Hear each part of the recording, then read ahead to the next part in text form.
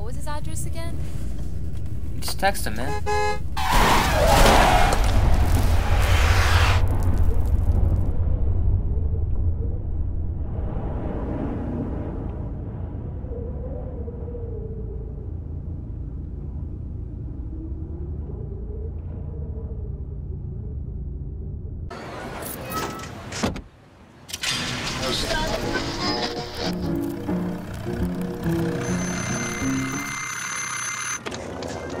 Hello, this is Philip. I'm fine. How? The report? It's on your desk, sir. I put it there this morning, actually. Is that a typewriter, sir? Why would there be a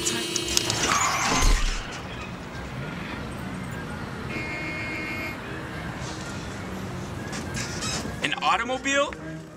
Sir, if I was in an automobile, why would I be on the telephone? I mean, come on. Hold on. Dude, how did you not see that person? Bro, I was just sending a text, man. That can wait. You almost hit somebody. Bro, look how hot she is, though, man. Give me the phone. Don't be an idiot. Give me the phone. Give me the phone. Give me the phone.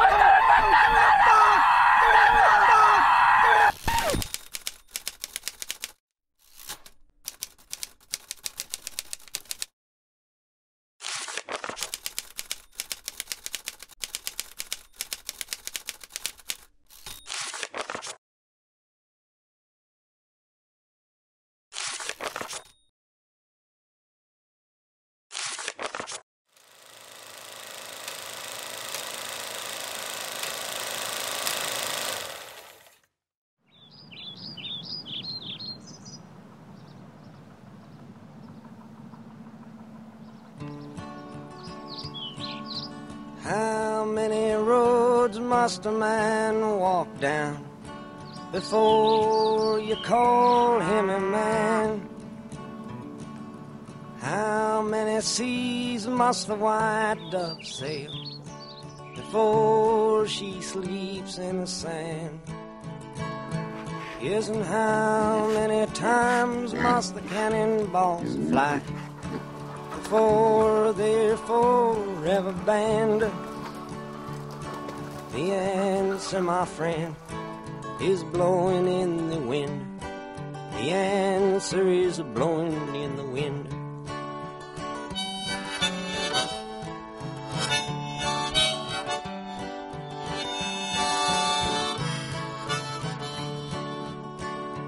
Yes, and how many years can a mountain exist before it is washed to the sea?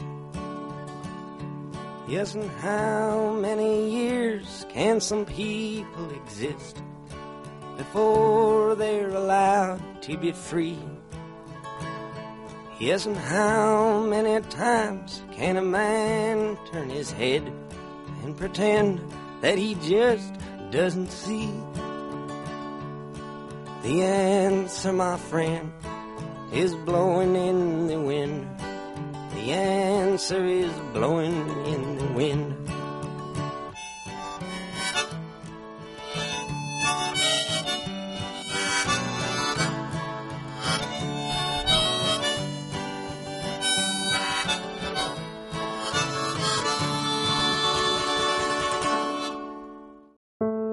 Although 40 to 68% of youth experiencing suicidal ideation seek help, less than 25% tell an adult about a friend's problem or urge the young person in crisis to go to an adult for help. Pain isn't always obvious.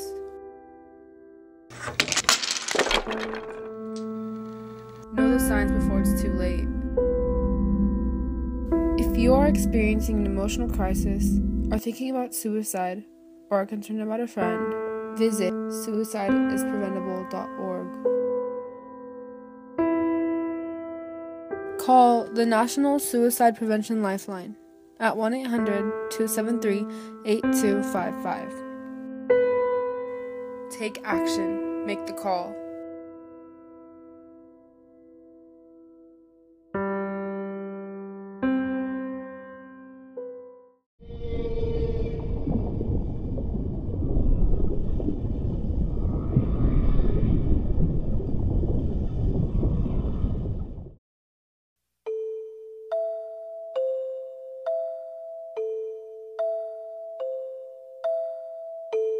Carry on my wayward son. There'll be peace when you are done. Lay your weary head to rest. Don't you cry no more.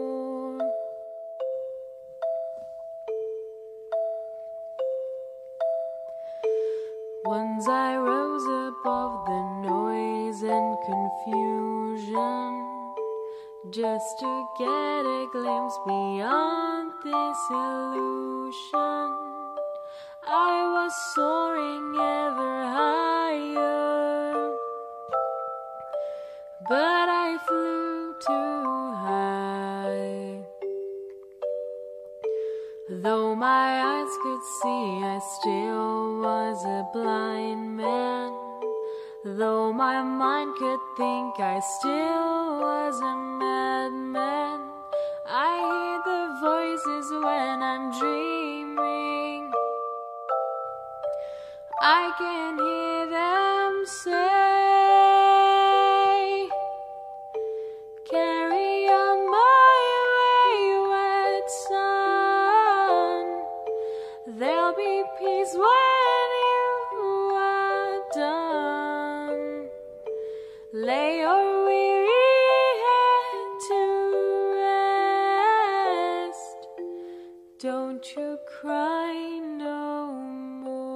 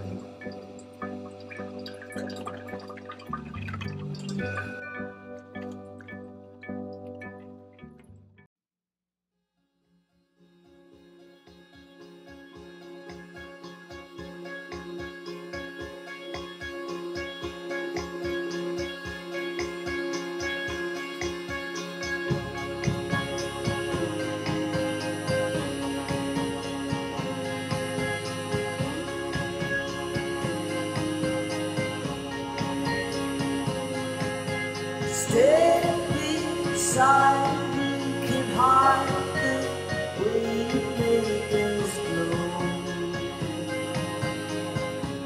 It's no good unless it grows. Feed this burning love of mine.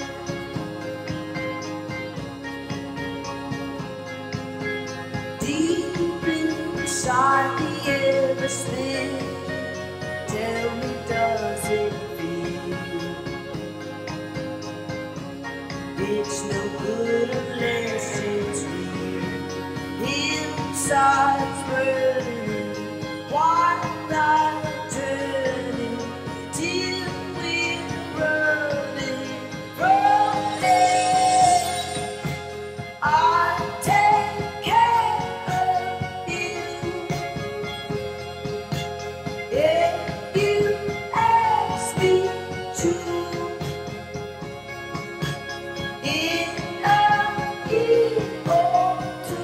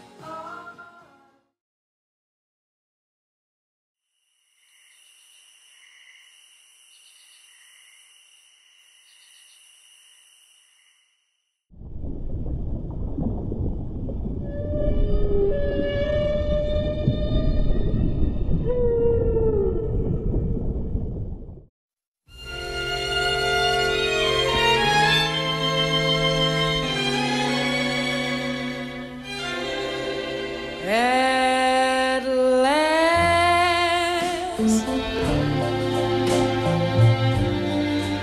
my love has come along. Oh, yeah, yeah, at last. The sky.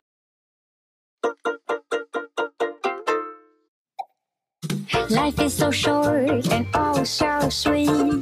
Life in the sun is such a treat. Do what you wanna do, always taking the view. Don't let it pass you by. No point in feeling blue, our days are only few. Make your dreams come alive.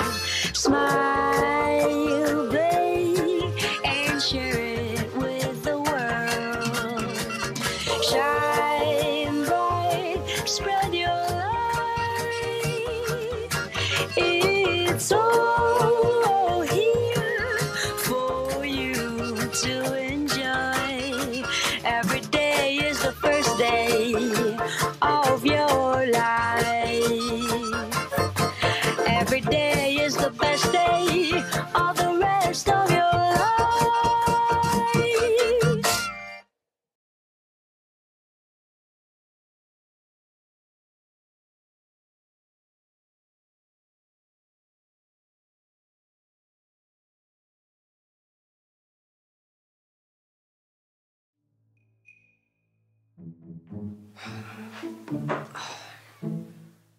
I heard this stuff is really good.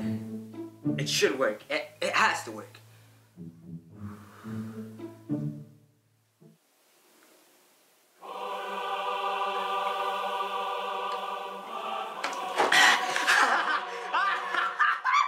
Yeah!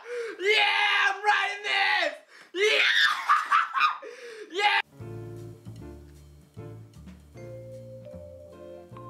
I'm writing this!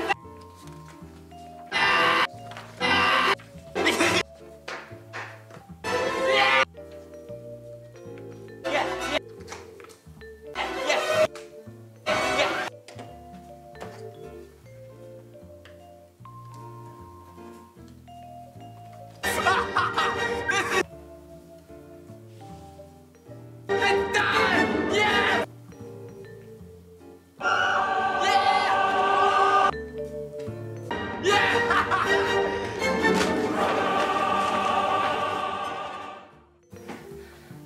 I made a buck. Yeah. Yeah, nobody else made a book, did they? Did they? Did they make a book? No. They didn't make a book, did they? Please leave. Yeah. Starbucks coffee, putting the crazy in crazy good. Yeah.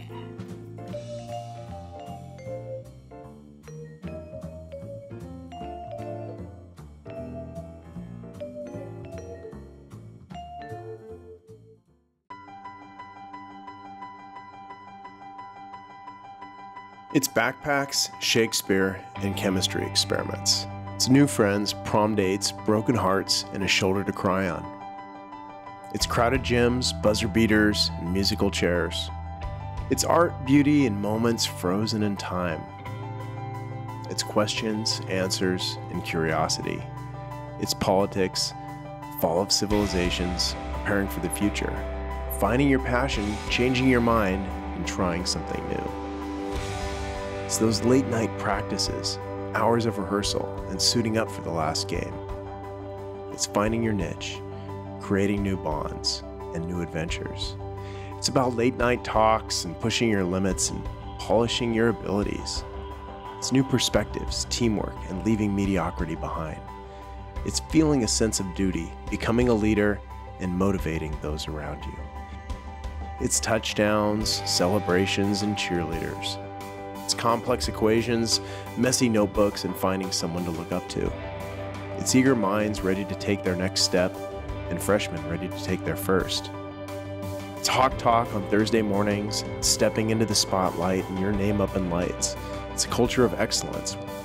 It's a new beginning.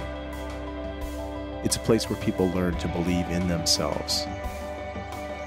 And it goes by in the blink of an eye.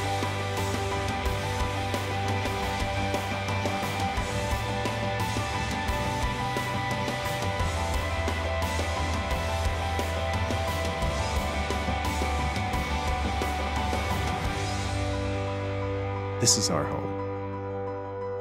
This is El Dorado.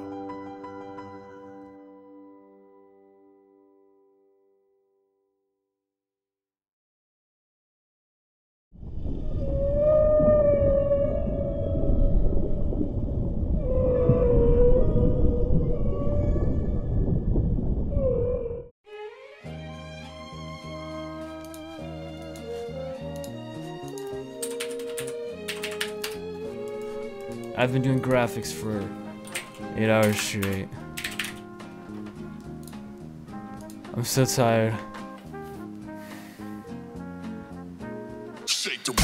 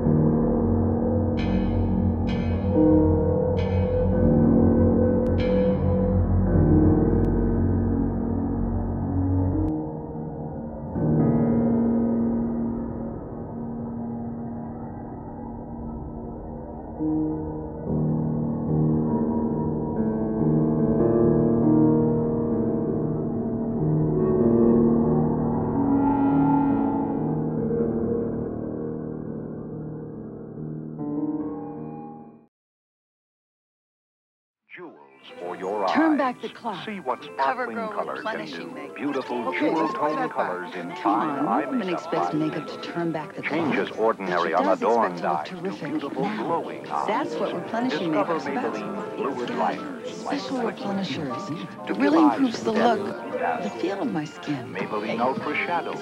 Like You can't soft keep powder. skin from changing, but Choose you can turquoise, keep it looking its shimmers best. like Can I a say that on poppy. camera? Jade green like precious oriental jade.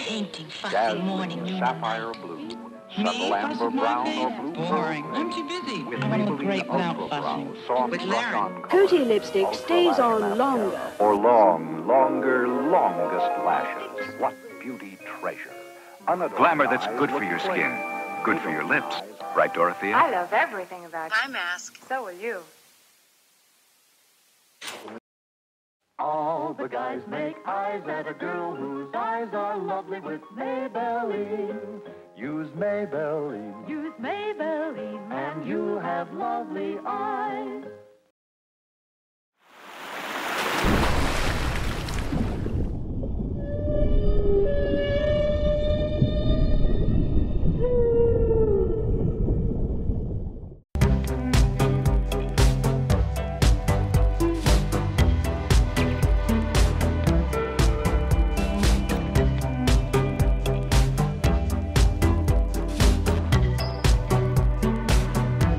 Located on the corner of Kramer and Yorba Linda Boulevard, a fresh new pizza place has opened up its oven to you. My name is Joe Rasick, and I'm the owner of Craftman Wood-Fired Pizza here in Placentia. Craftman is a wood-fired pizza restaurant. We slice our own meats. We get our bread in 4 or 5 times a week, fresh, with a company called OC Bakery down the streets. The salads are prepped fresh. Well, I think you have to look at this place for 2 things. First of all, it's pizza, and what high schooler doesn't like pizza? But you have to look at it from a value standpoint, where you stand in line and you order your pizza, you put it together, and it's going to be about $6 or $7. We're able to compete with the fast casual restaurants at that price point, but have a pizza that's made to order, hot, fresh, and made with the wood-fired oven. Restaurant owner Joe Rasick gave Eldorado a unique opportunity, allowing our DMAA to display their craft in his restaurant. I think I'm speaking for everyone whose artwork has been placed in the restaurant when I say that it's a really great honor to know that our work is being displayed and so many people are seeing it every day. Having my students' work displayed publicly is great exposure for them, in addition to Eldorado in general and our Digital Media Arts Academy. It's giving the community an understanding that we're really creating professional photographers to go out and be a part of this amazing city. My favorite item is the vegetable pizza. I'm not a vegetarian, but I have been in the past, and the pizza was quite tasty, great sauce. There is obviously no line to stand in. You can order your pizza, you can call ahead and place your orders, or you can obviously come in and we'll get your pizza in and out pretty quickly for you. We cook at a higher temperature than Pileage does, so our pizzas come in and out of the oven in about 6 minutes, about the same time that Pileage does. Our dough is tossed fresh every day. I don't know their dough process, so I can't speak to that, but in a side-by-side comparison, if you look at our pizzas compared to theirs, I think you'll find that ours is a little bit fresher. But the price point is exactly the same when you come in at the happy hour or if you come in for lunch, because we do the lunch specials with the pizzas from 11 to 2, and then happy hour picks up with the specials as well at 2 o'clock. So it's a great value all day long, and we can compete with Biology. So whether you're in the mood for a fresh salad, handmade sandwich, or a fire-grilled pizza, Craftsman is the place for you.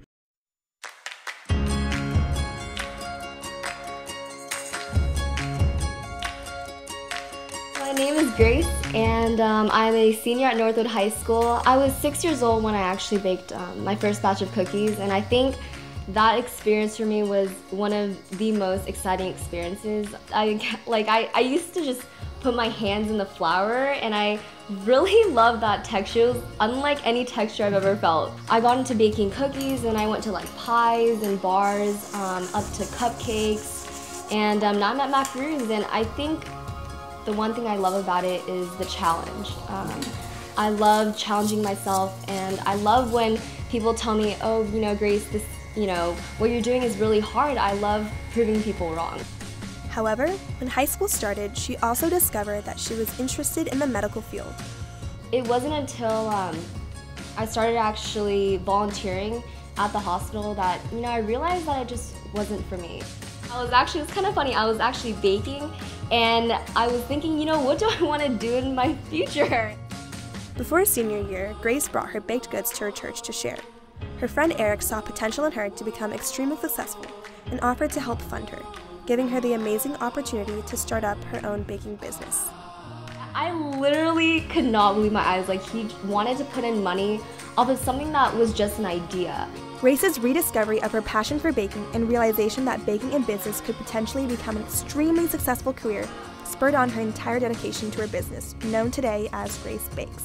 I guess that's what really started it, was one person believing in someone else. I think the one thing that people should know is that for me, I've gotten so many comments from other people saying that, you know, you've really inspired me to bake, or you've really inspired me to, you know, want to start my own business. And I think ultimately that's what I really want to do.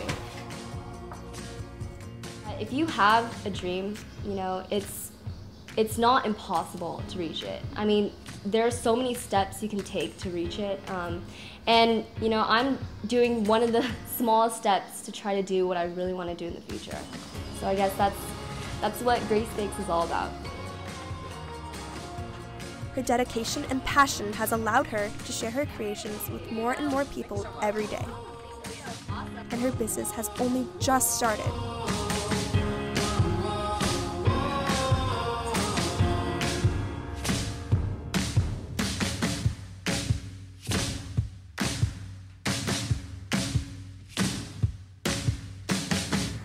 I remember in the movie Rudy, the climatic point was Rudy finally said, I'm tired of people telling me what I can and I can't do.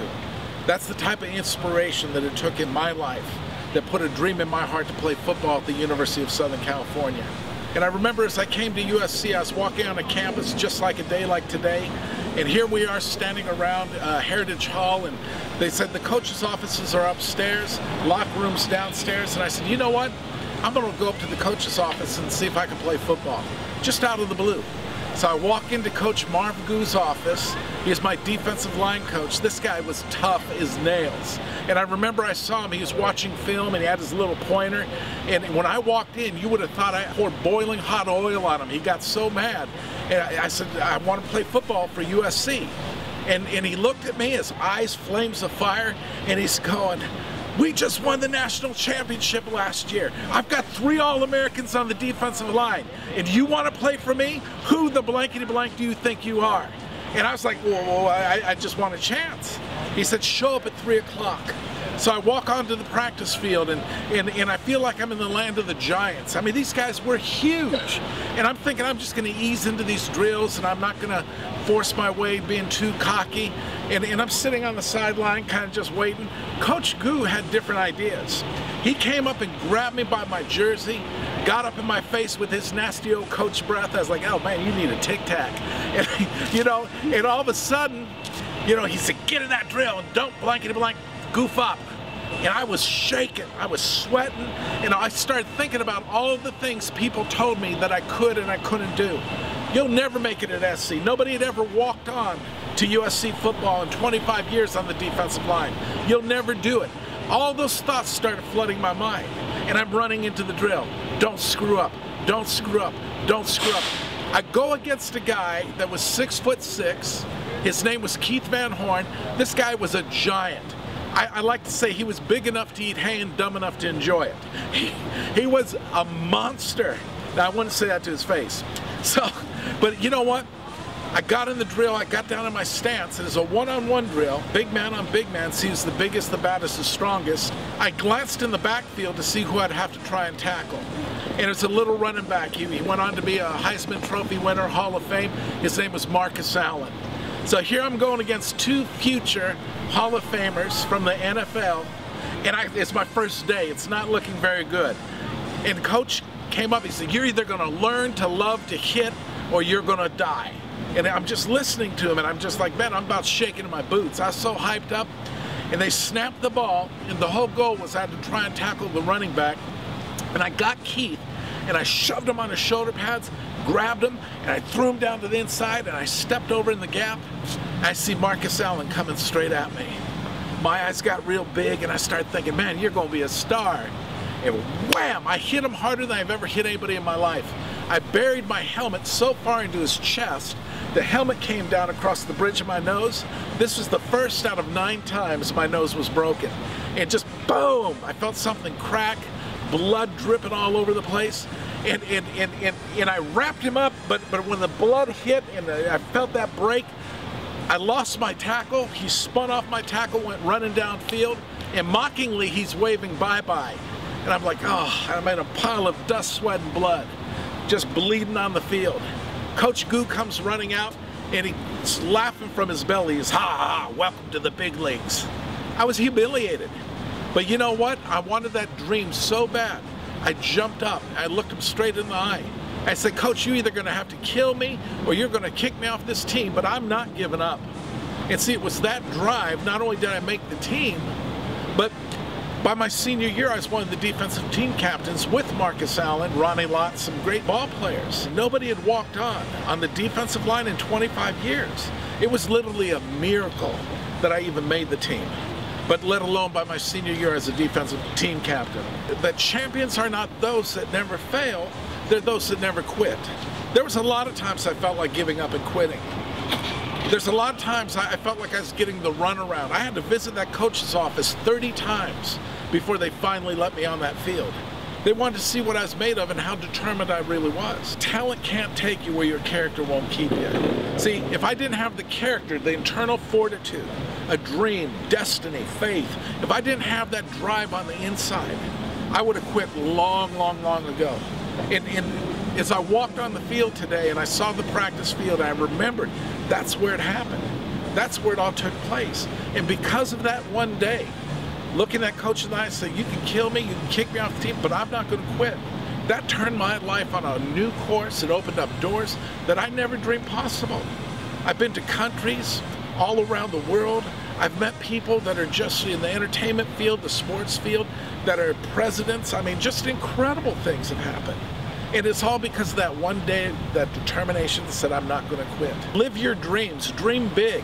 Don't let anybody stop you, don't let anybody slow you down. Never let somebody else create your world for you because they'll create it too small. You know, as I travel around the world with the power team, I do feats of strength and bend steel, break bricks. I go to some of the worst schools in America, and I see these guys that live for their gangs. And you know what they've done? They've let somebody else create their world for them. Champions are not those that never fail, they're those that never quit. It's always too soon to quit. And it just, I mean, that day they called me out to be the team captain. Man, I had goosebumps on my arms. Here I was, a walk-on. Hardly ever played. But you know what? The motivation, the inspiration that I gave the rest of the team, they said, we want this man to be our team captain. That made my day. And I forgot about all the pain, all the broken noses. It was worth the fight. Pay the price of greatness. Don't let anybody tell you what you can and can't do. All right.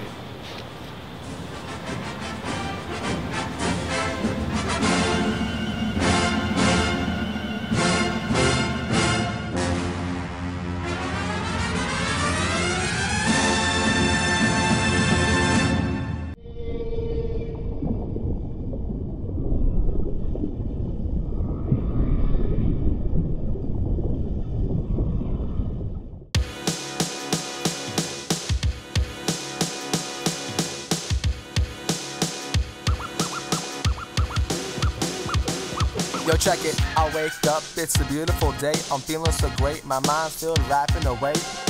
Now I'ma tell you what it's like to be a G high school student, man, living the life. With my two fishes, my mic, and my hair looking tight. Waking up kinda early, but I still be alright. Gotta pop me a tart, say goodbye to mom. Now let me meet you at school where we can finish the song.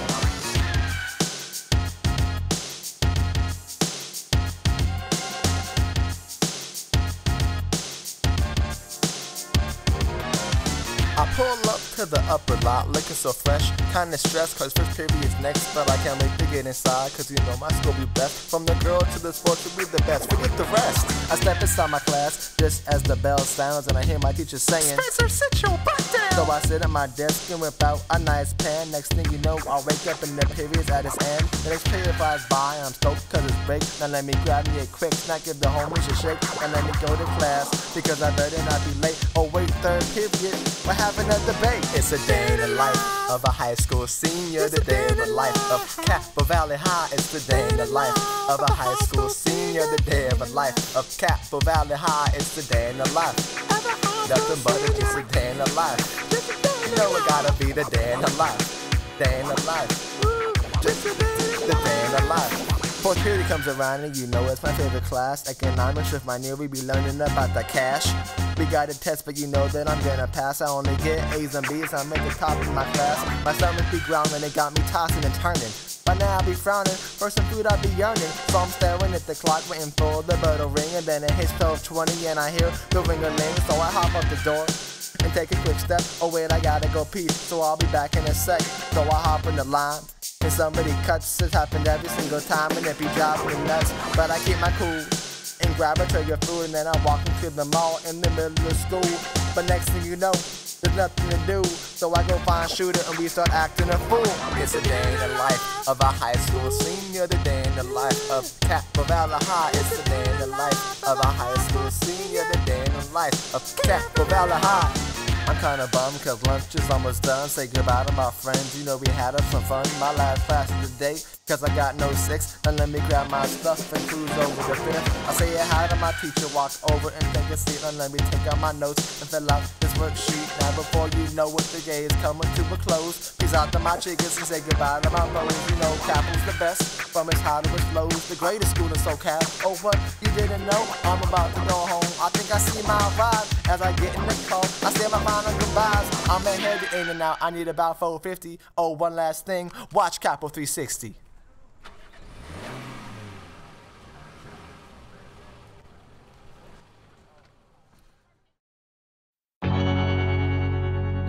The blood is thick, thicker than my thoughts are quick, quicker than my thoughts turn sick, sicker than my temperature rising, sicker than the whites of their eyes despising me and all my lovers that I can't disguise, and I'll never know why. Ooh, the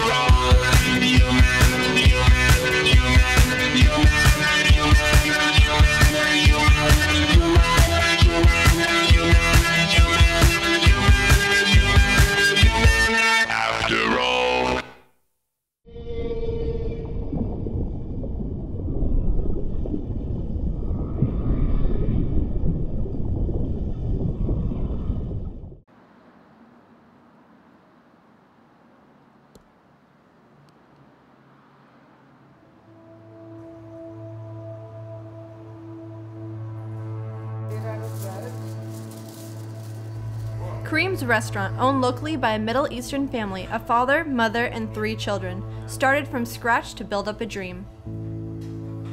Kareem's restaurant was built in 1996. My husband started it. He was a big chef, and we've been serving the community for 17 years now. I just remember my dad being the life of the party, and all the customers would always say, you know, your dad's the best, he's so funny, he's so bright, and he was loved by everyone. Customers would just come to talk to him about their day or ask for advice, and he was always that best friend that everybody always wanted, and he didn't judge anyone. He was very open-minded and cared for everyone that he would talk to. My father, being the main chef, working with my mom, they both basically the only 2 cooks at the restaurant. A couple years later, we won Best Sandwich of Orange County, and then that's really when it hit me that my dad started something that was really just impactful in the community of Middle Eastern food restaurants. But then the unexpected happened. My father got sick from lung cancer, and I didn't really, he kept it a secret for a while. I found out in April, and it was a very, it really hit hard. I didn't really know how to take it or perceive it. My husband didn't tell me about it. He couldn't drive. I thought all the time he has pneumonia. That's what he told me. That's what I told my kids. Then one day I insisted to take him to the doctor because I saw him weak. I said, you can't drive. I have to take you myself. Then I took him there, and the doctor came and he said, oh, finally, I got to see you. And I was like, what? Why he needs to see me? And he told me that my husband is very sick with cancer, and it was a shock. It was a shock. It just felt like our worlds were falling apart, really. My dad was in the hospital, and I went in and I said, hi, Dad, and he was just on so much medication, like morphine from the pain. He was out of it. He was like, he didn't even know me. And I remember just leaving that room and crying and crying and crying. The last day, he went into a coma, and doctors saying it's probably an hour, and he's gonna be gone. So when he passed away that day, it was just a very weird feeling. It was like the earth felt so still, you know. From that point on, my family, you know, it was a very hard thing for us to go through.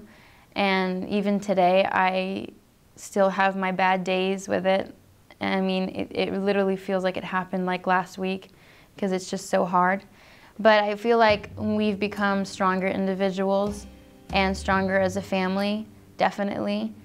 And we wouldn't be who we are today if we didn't have to go through that. And he's with God now, so we're okay that he's not in pain anymore and he's in a better place. Though they faced the fear of the unknown, it didn't stop them from pursuing their father's dreams. After closing the restaurant for 2 months, they reopened and luckily won the 2013 OC's Best for Middle Eastern Restaurant. We need to keep going. We worked so hard to not only keep it the same, but make it better. And we worked extremely hard, and we were so happy to get that award, and we were really proud of ourselves for keeping it up, really.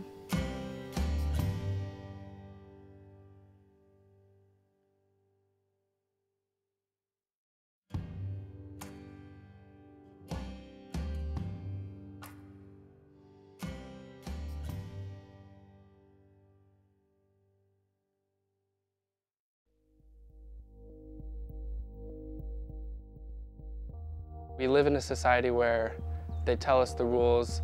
Red means stop, green means go. But parkour kind of sets you free. You don't have boundaries, there's no rules.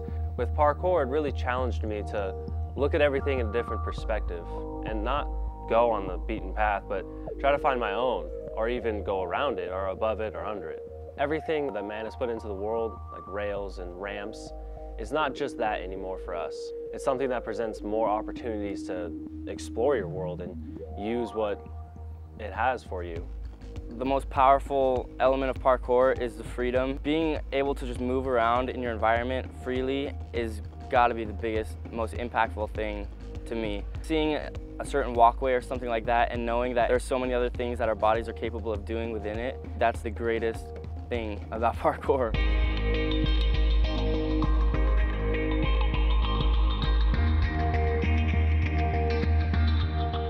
I tried a bunch of traditional sports. I did wrestling and basketball and track and field, and they just seem so vanilla to me. And with parkour, it's something completely new that you can go out and do in the middle of a crowded area, and people come up to you and they ask what you're doing and they're inspired by it. It's kind of an art form. You're painting the environment with your movement. I've taken to parkour a lot. I first saw it in a movie and I was just really took to it right away. It was like really intriguing to watch and very like exciting. And I knew it was something that I wanted to do. With parkour, it's more of like a way to live and a way to find out who I really am and conquer my own fears. You just get this mindset that's beyond any other. Completely changes you for the better. So when I'm about to do a run or a certain trick, I have it planned out in my head and I figure out what do I need to do. And once you're in the air, once you've completed that trick, you can't really describe the feeling. It's just pure happiness, and I think you can't really get that any other type of movement or any other part of life. And you want to become almost one with your environment. Well, while I'm actually doing parkour, I mean, I'm really just focusing on how much fun I'm having and enjoying my life as it is right now. So there's this quote that says, you don't stop playing because you grow old because you stop playing. So basically what we're doing is we're staying young, and we're staying young at heart because we're just playing. Wherever it is, wherever you're doing parkour, that's your playground. That's where you're finding yourself, where you're expressing yourself. I guess the saying, the world is your playground, is so applicable to parkour because everywhere you go, there's something you can do to have fun, and that's what a playground is. It's somewhere you go to have fun and be creative and just be yourself. You go to a playground to get away. You want to get there and you just want to be free. If the world is your playground, then you've freed yourself to where everywhere could be somewhere where you can get better and somewhere where you can, take the opportunity to grow. You don't have to go to just a designated place to do that. With parkour, you can do that anywhere you want. There is no longer a cage around you. Freedom in motion is a slogan we have here. It's basically kind of our motto, I guess. That's what I think it's all about. Motion just helps us to be free and to just express ourselves and be creative without needing other things. It's just our own bodies to be creative and we can be free with.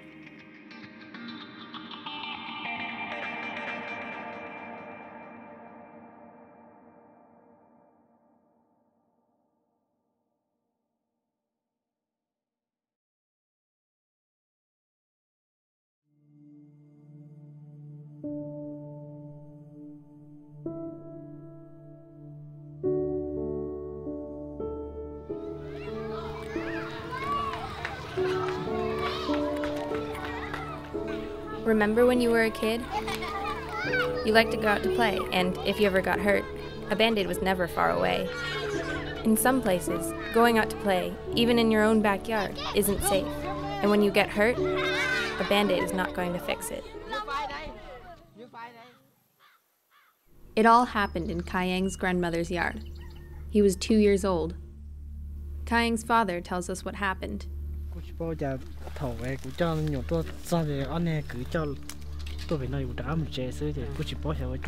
A hidden cluster bomb part, also known as a bombie, had exploded next to Kayang and his uncles. All three were maimed. Kayang was the closest to the explosion, and now, with much of his face destroyed, Kayang is blind.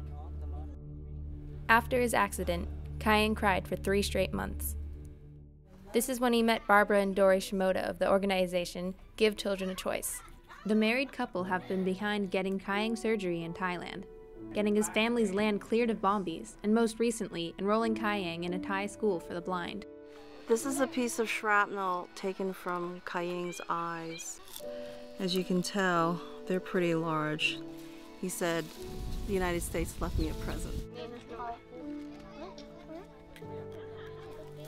What happened to this family is not uncommon in Laos.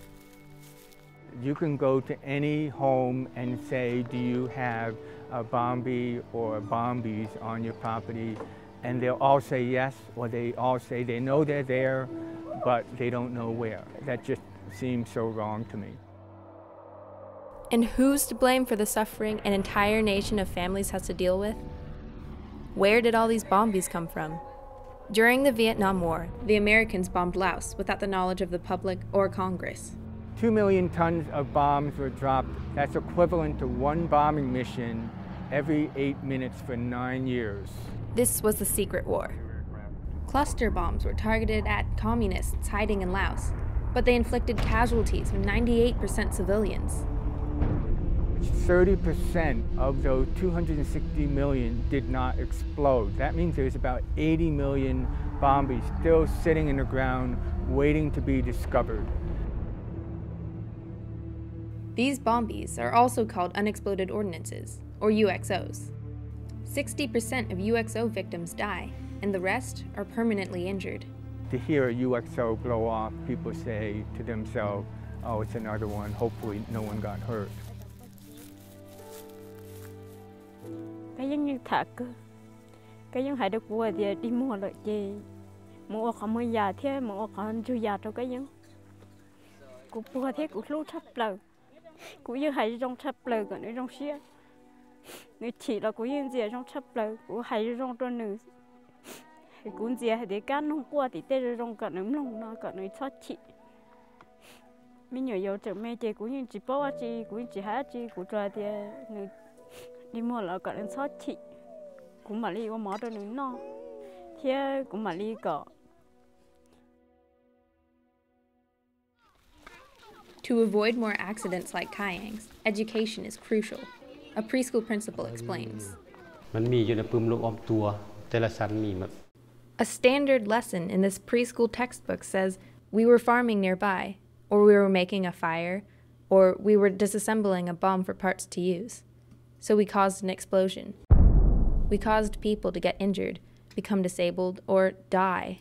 อยู่ลาวนี่ก็คืออันน่ะที่ว่าค่อยบอกแบบมึงผ่านมาอะไรเนาะคือว่าเจ้าคือว่าบนนี้เขาเขียนไปห้ามว่าห้ามผ่านเนาะคือว่าเจ้าบ่ฮู้หนังสือเจ้าไปเจ้าก็ไปยืนไปงงๆย่างไปงงๆสิละเนาะถ้าเป็นอันตรายอาจจะบ่ฮู้ But a sign couldn't help Mr. Ye Lee. He had an accident trying to support his family. แล้วเขาแต่พี่บ่มีผู้ที่ช่วยแล้วเขาสิเอามานี่นี่เขากินก็ยังบ่พอแล้วขึ้นมาเนี่ยโอ้เจ็บหัว Like the family unit, they all play a role in daily life. So when one disappears, things get thrown out of whack. Ye Lee's entire family now depends on his eldest son, Yang Lee, who is only 15 years old. Chỉ chuyên đó là những trò những nhà gì, ô liều tê tê ha, ba lợn thế, mỗi khâu thì, anh đó chân đông nó, tên nói thủ lúa thì, trái chữ thế, mà lúa xe chữ thì, chỉ chọn trái. In some places, teenagers like Yang Lee have to become adults prematurely. Này chỉ bảo đấy, cho cha thì.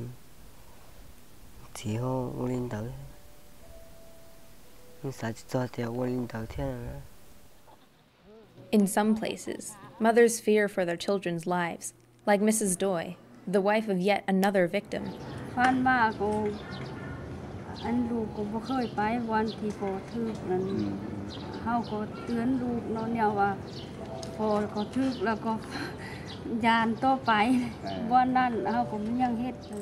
In some places, schoolboys, like Mr. Knott, face danger walking home from school. Every day after school, the schoolboy walking from the other side up the mountain and come back here, along the rice field line here. Every day they were walking here, not happen. But in that day, something happened here. Today, Mr. Knott endures the extreme pain of his injuries. And his family endures the pain of seeing him hurt, like all other victims' families do.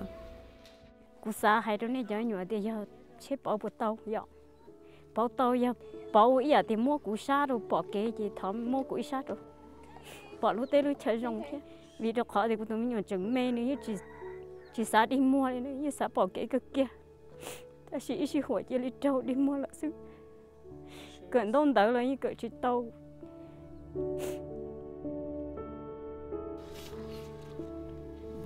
These are real people, families and children.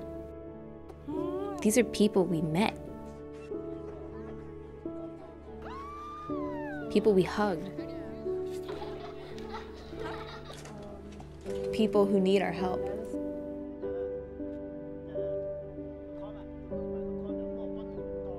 People we're helping.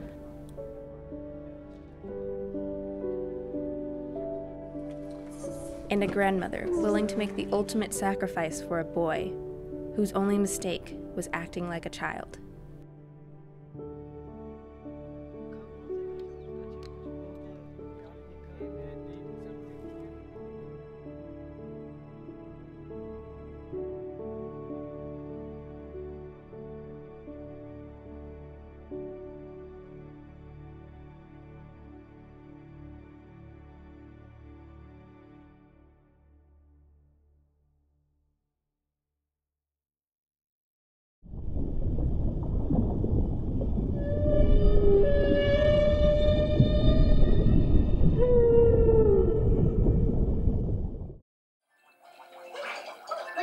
But can I fly with Kahana? Oh, I'm ahead, yeah. I got him! Got him! Oh, get the toads! Hop on them. You have to jump at the right time. Ready? Jump. What do I climb? Ah! Would you say something for me? Oh.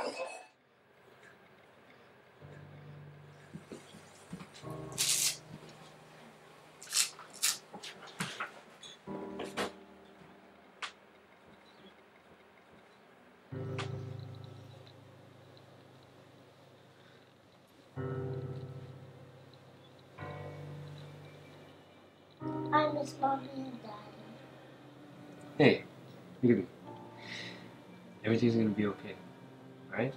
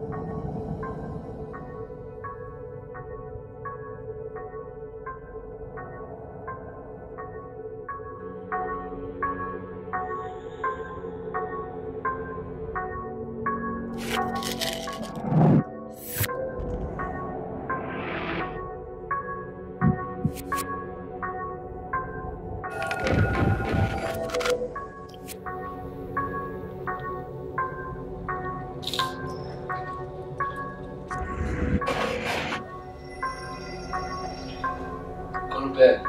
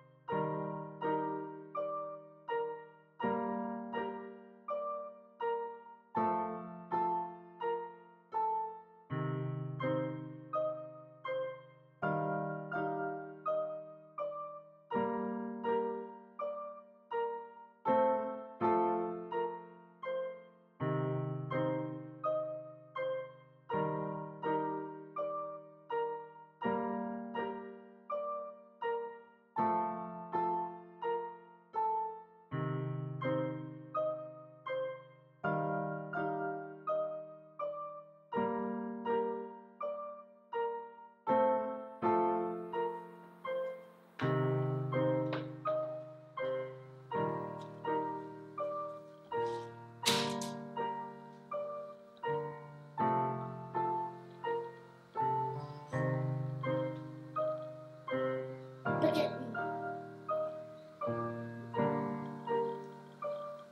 Everything's gonna be alright.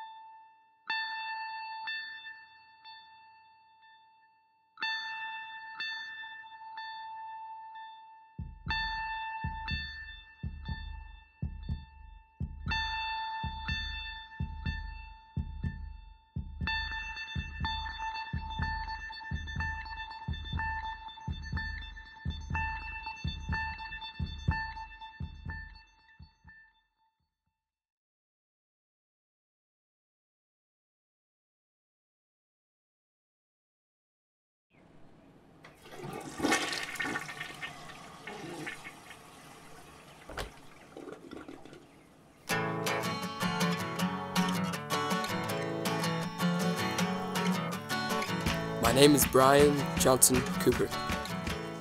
I'm named after my parents' favorite character from John Hughes' film, The Breakfast Club. I live in the southwest region of Southern California, known as Mission Viejo. I enjoy cats, bikes, and classic films. I'm a hopeless romantic, and I've never kissed a girl. This is my best friend, James. He's an acclaimed and prominent member of the high school filmmaking community. I occasionally will build rigs and other equipment for him to use. I would help him make films if he asked me, but due to his postulated egotism, he assumes that I'm left-brain dominant. This is our story. Hello students, as you know, Mrs. Johnson is out on maternity leave. I'll be your substitute for the remainder of her absence.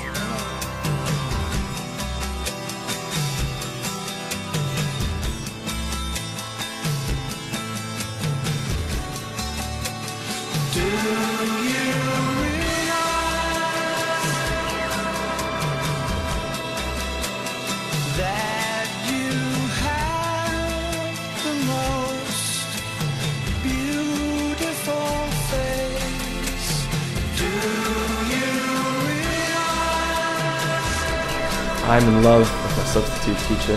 That's illogical. By the time you can legally marry her, she won't even be able to carry your children. Yeah, I really don't feel comfortable doing this. Do not question my artistic vision. Okay.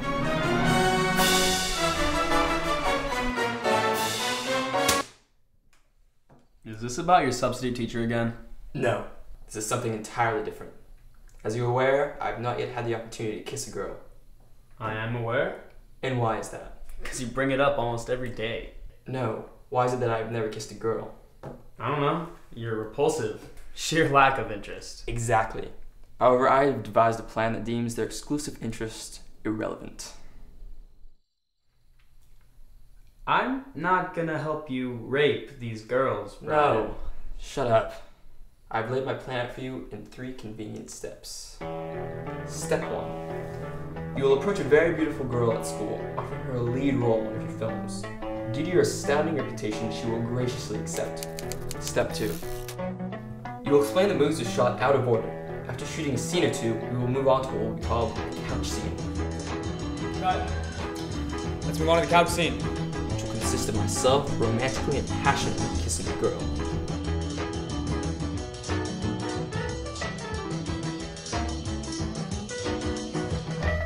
You're gonna ruin my artistic integrity. Why would I do this?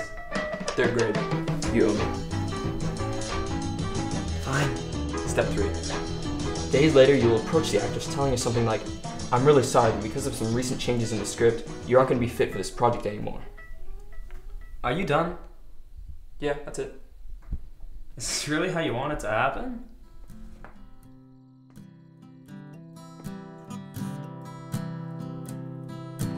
Lord, can you hear me now?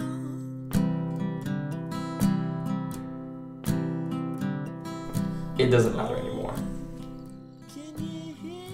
Pervert? So is that it? Yeah, that's why I'm here. Can I ask why? Or rather, how? I think, deep down, everyone, whether they advertise it or not, wants to be loved.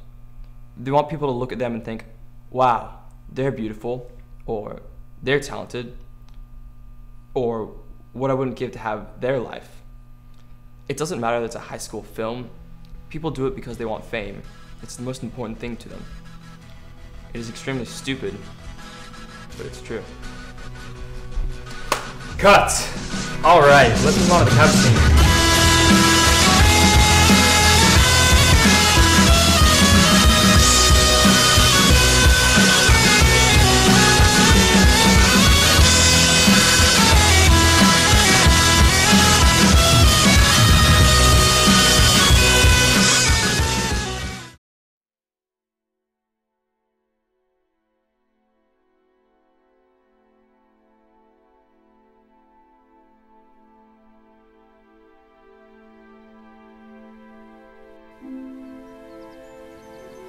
If I asked you to stay, would you?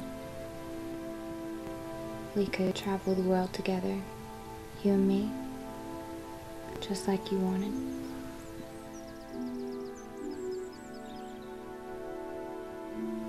Mark. Mark! What is it? Is it an IED? Yeah, it's definitely one of those homemade incendiary devices. I don't think it's activated by command wire. You know what? I'm gonna cut the circuit to this detonator. Keep an eye out there, will ya? Stay frosty. On it. Let me know if you need anything. Roger that. Cutting the first wire. How are we looking out there? You're doing good, Muller. So far, patrols have found nothing, just a couple people enticed by our presence. I have a bad feeling, though. Just get through this so we can get out of here. Patience is a virtue, Ramirez. Making the second cut. Detonator's offline. Alright. Just make your way back. Slowly. Roger that.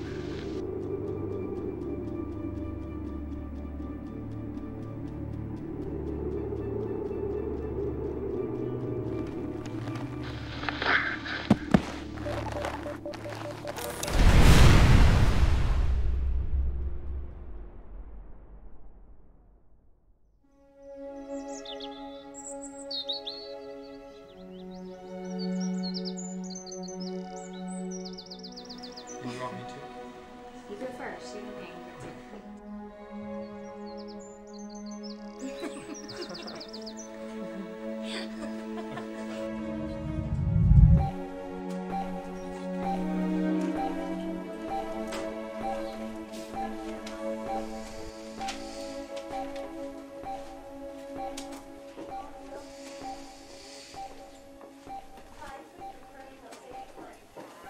Hey, glad to see you're finally awake.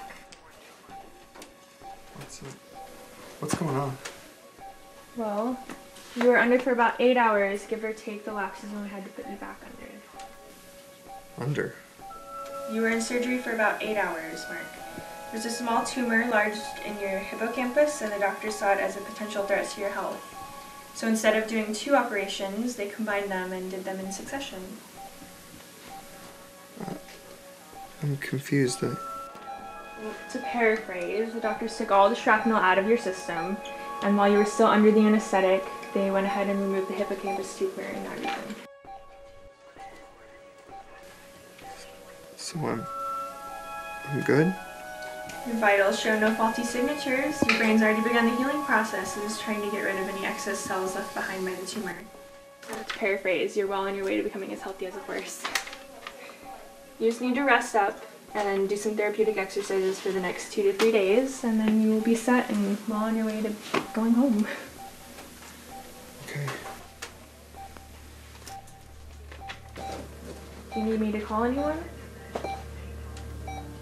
No.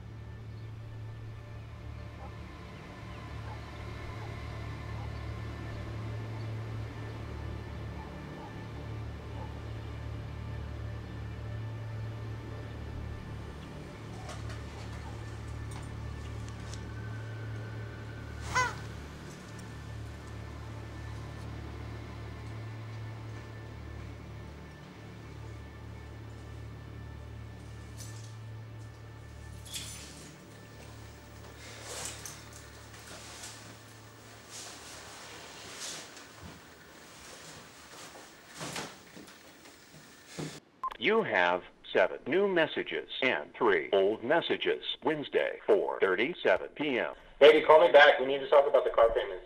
I love you. Bye. Hey, I know you're mad at me right now, but I promise I'll make it up to you. Just give me a call back so I can stop by. Thanks. Hey, Jules, it's me. I'm getting off work early today. I just wanted to let you know I'm on my way home now. Call me back when you get the chance. Love you. Bye.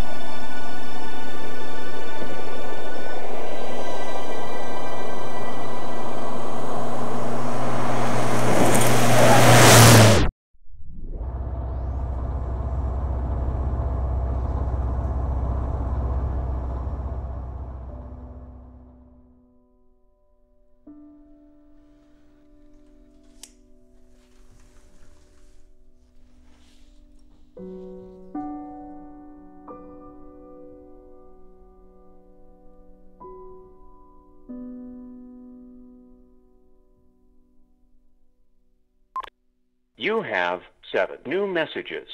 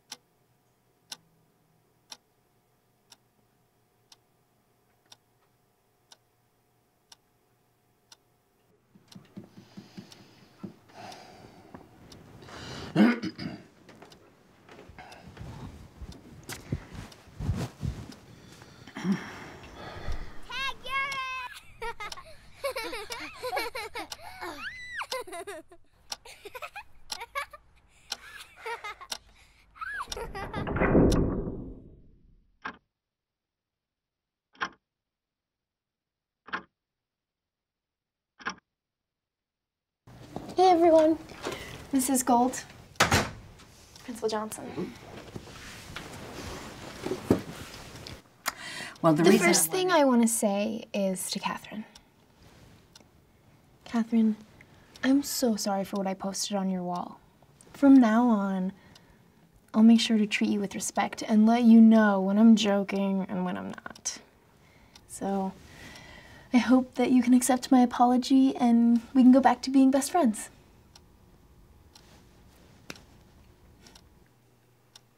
Catherine, was there anything you wanted to say? Catherine. Earth to Catherine. You dumb bitch. Sorry, So, Katie, how many cookies was it that you sold last week? Oh, 2,000. Wow. Crazy.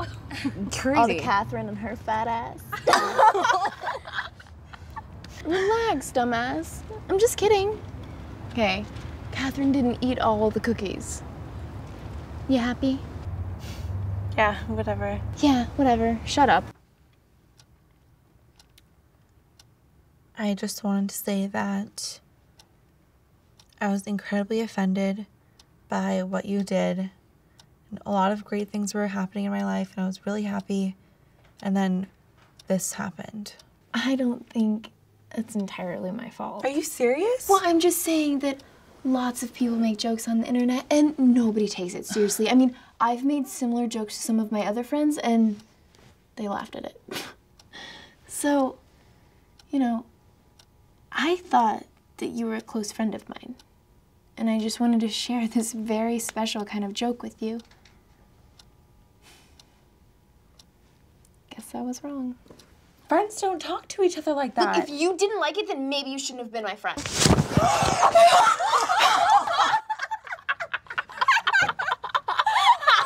Catherine, I don't know how to make you understand, okay? That wasn't me who wrote that. It was joking me. What will it take to make you get that?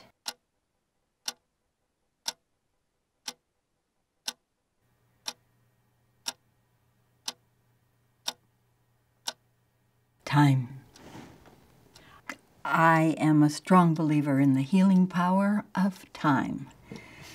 Now, Katie, it may be a few weeks, it may be a few months, but I think eventually Catherine will work this out.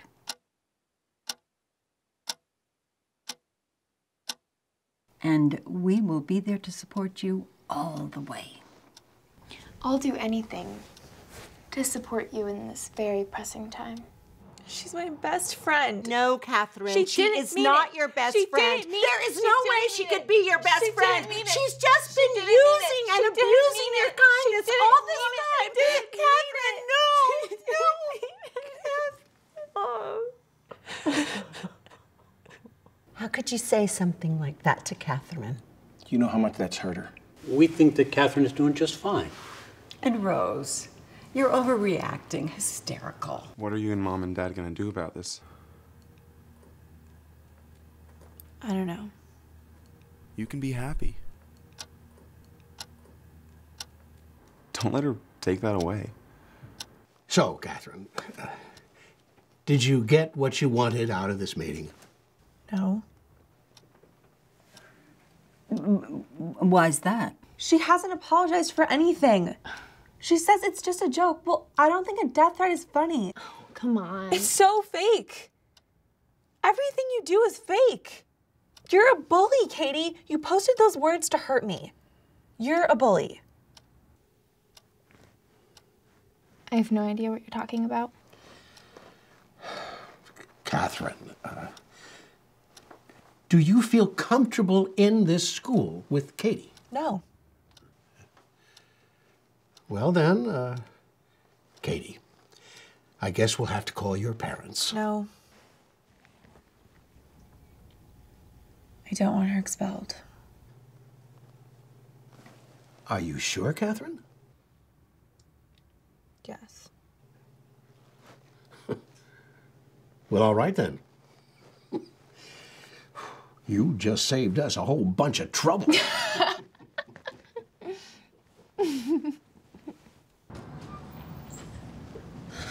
Catherine, thank you so much. I knew that we were best friends. Don't talk to me. Don't look at me and don't touch me. I'm done listening to you telling me what to do, who to be, and how to act, okay? And you are not my friend.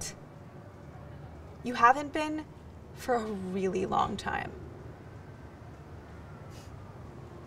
I'm better than this. And so are you.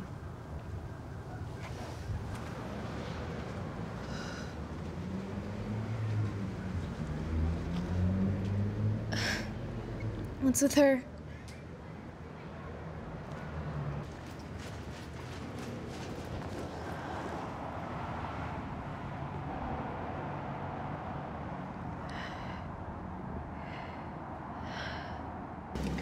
Wow, this is great. A happy ending for all. Yeah, I guess. And that Catherine, what an idiot. You know, I told her not to let them expel you. No wonder she gets bullied so much.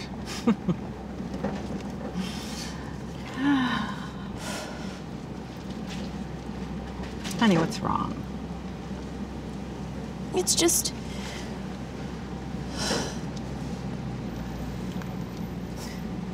she's just so mean. Oh, I understand, honey. I understand.